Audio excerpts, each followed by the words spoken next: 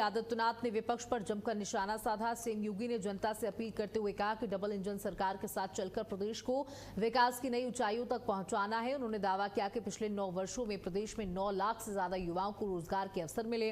मुख्यमंत्री ने समाजवादी पार्टी और कांग्रेस पर हमला बोलते हुए आरोप लगाया कि पिछली सरकार में उत्तर प्रदेश को लूटने का काम किया गया और माफियाओं का राज कायम था। सीएम योगी ने कहा कि मौजूदा सरकार में कानून व्यवस्था मजबूत हुई और विकास कार्यों को तेजी से आगे बढ़ाया जा रहा है।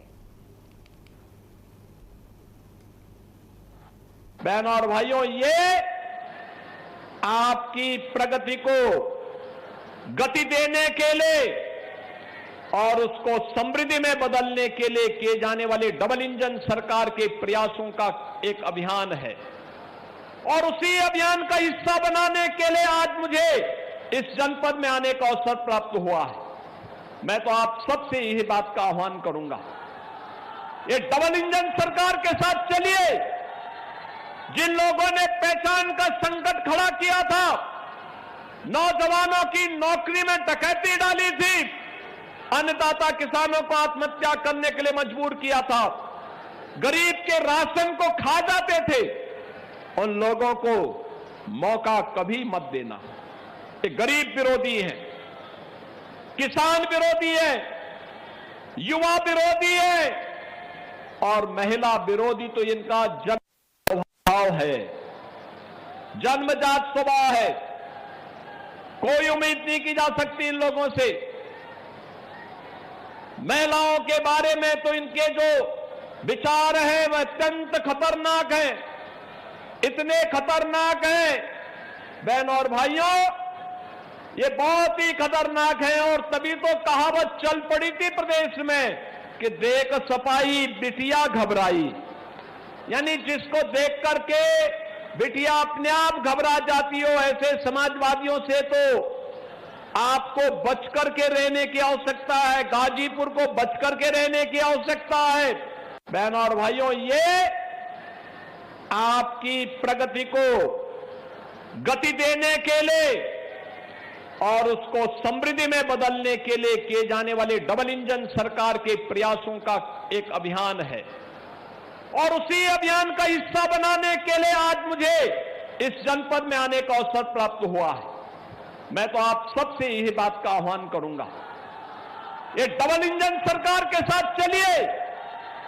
जिन लोगों ने पहचान का संकट खड़ा किया था, नौजवानों की नौकरी में डकैती डाली थी, अन्नदाता किसानों को आत्महत्या करने के लिए मजबूर किया था, गरीब के राशन को खा जाते थे, उन लोगों को मौका कभी मत देना।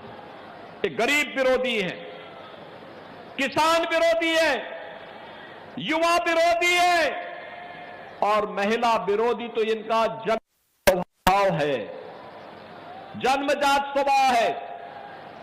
कोई उम्मीद नहीं की जा सकती इन लोगों से। महिलाओं के बारे में तो इनके जो विचार हैं वह अत्यंत खतरनाक हैं, इतने खतरनाक हैं बहनों और भाइयों, ये बहुत ही खतरनाक है। और तभी तो कहावत चल पड़ी थी प्रदेश में कि देख सपाई बिटिया घबराई। बहनों और भाइयों, ये यहां की एक समृद्ध परंपरा है, राष्ट्र रक्षा, राष्ट्र भक्ति की एक समृद्ध परंपरा है। तो साहित्यिक क्षेत्र में भी हमारा गाजीपुर कभी पीछे नहीं रहा। गाजीपुर ने अनेक ऐसे महत्वपूर्ण नाम हैं जिन्होंने गाजीपुर को एक नई ऊंचाइयां साहित्यिक क्षेत्र में भी। श्री कुबेर नाथ राय हिंदी साहित्य के प्रतिष्ठित ललित निबंधकार और विद्वान थे। गोपाल राम गहमरी यानी गहमरी बाबू के नाम पर कहते हैं 200 से अधिक उपन्यास उन्होंने लिखे थे और अनेक ऐसे विभूतियों को जन्म देने वाला हमारा गाजीपुर जनपद, बहनों और भाइयों, क्यों गुमनाम होता गया, क्यों इसका नाम डूब गया, क्यों जनपद का नाम लेने से लोग कांपते थे, क्यों आने से डरते थे? पहचान का संकट किसने खड़ा किया? पहचान का संकट खड़ा करने वाले वही लोग हैं जिन्होंने किया तो कुछ नहीं, लेकिन आपके सामने पहचान का संकट जरूर खड़ा कर दिया।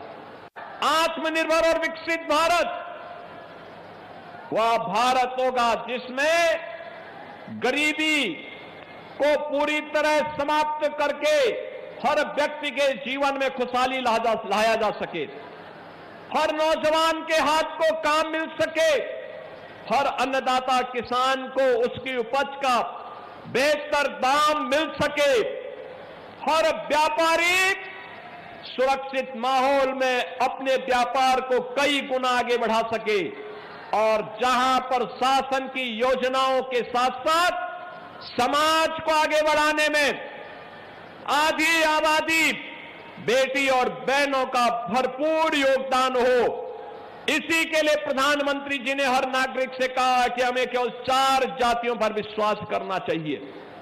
ये 4 जातियां हैं गरीब, अन्नदाता किसान, महिलाएं और युवा।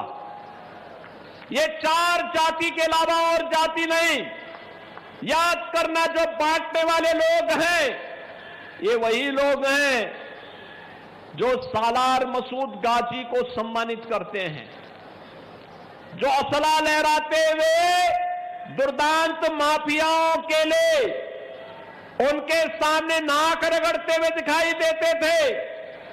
ये वही लोग हैं, याद रखना, ये वही लोग हैं जो लोग माफिया की कब्र में जाकर के फतिया पढ़ते हैं, फतिया पढ़ने का काम करते हैं।